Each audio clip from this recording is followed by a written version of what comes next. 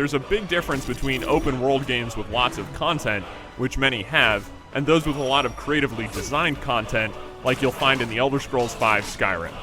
The fifth version of Bethesda Game Studios' long-running role-playing series is an incredible game, a colossal fictional world that constantly surprises.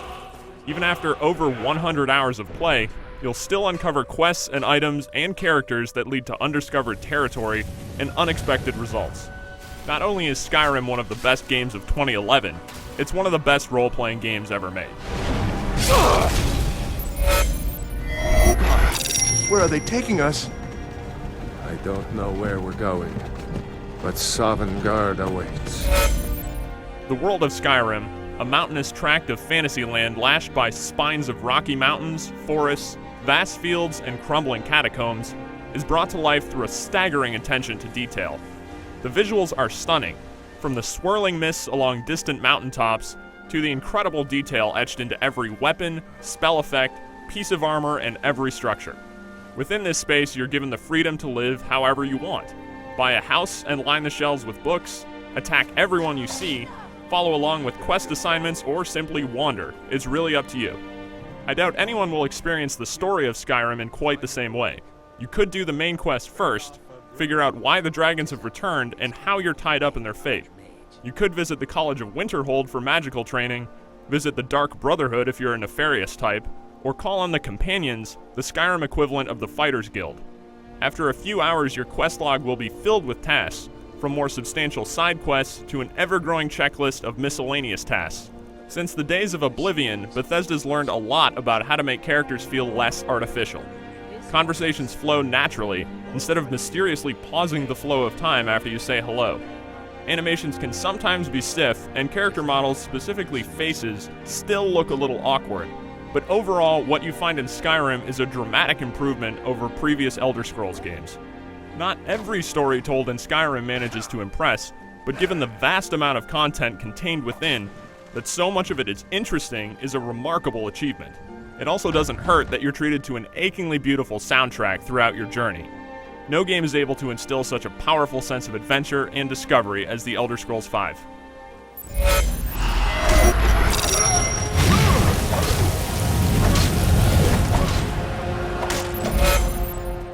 When you're not charging across the countryside through fog, snow, and sun in search of your next conquest, you'll often be fighting. The same basic ideas of Bethesda's franchise still apply here for character development and leveling, but differ in quite a few ways. At the beginning, you only select a race. There's no need to select major skills or anything like that. Instead, you're given the freedom to pick what you want to specialize in after you've had the opportunity to try it out firsthand. Leveling in Skyrim happens through skill use.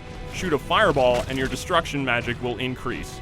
Make a potion to level your alchemy skill. Craft armor to boost your smithing. Once enough of these skill categories are leveled, your overall character level increases. You are no longer forced to make so many important decisions at the character creation screen. Instead, you make decisions at your own pace, so it's easy to avoid making choices you'll later regret. The resulting experience simply makes more sense, and it's easier to see the effects of your decisions. Leveling also gets you perk points, which can be spent immediately to learn new abilities, or stored in case you aren't yet sure what you want to do. For example, level one-handed weapons to gain damage bonuses and even the chance to decapitate.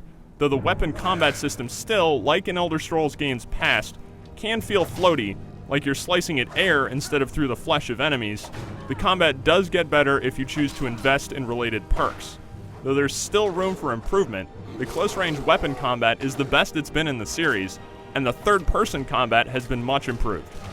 The spell system has received a number of changes as well, for the better.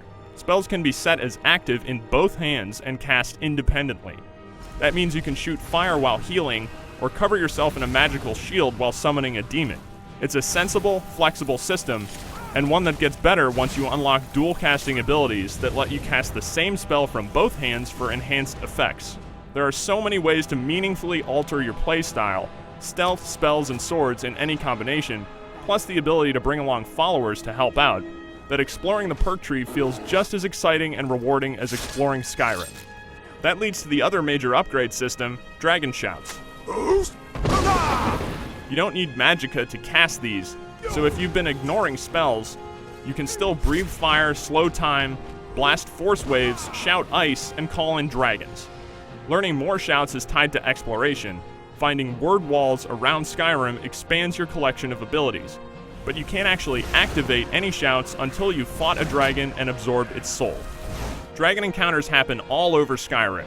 Some beasts patrol the same areas, but others will randomly show up across the landscape, assaulting you in the middle of a fight with something else. While the scale is impressive as the dragons are huge, the encounters do tend to become somewhat repetitive as dragons repeat the same behaviors. The excitement of fighting a dragon wears off after a few fights, but they're always worth fighting to expand your skill set. Plus, even if you're not gonna fight them, they look pretty damn cool. Though Skyrim gets so many things right, not everything's perfect. As tends to be the case with games this big, there are bugs, which can be as minor as glitchy character models, to as strange as teleporting mammoths, to as irritating as broken quests. Expect to find bugs on your tour of Skyrim, but don't expect them to be serious enough to damage the experience that much.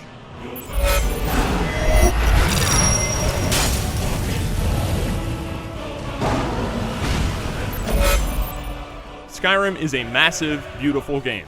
It maintains the open-world structure of Elder Scrolls titles past, is filled with creatively designed content, and provides a huge amount of flexibility as to how you develop your character. Bethesda has created a world that feels real, that feels like it existed long before you arrive, and will continue to exist long after you leave. Few games ever made can inspire such a powerful desire to explore, and even fewer can provide the rewards that make continued play feel worthwhile. Skyrim is a rare game that can. For more on Skyrim, head over to IGN.com.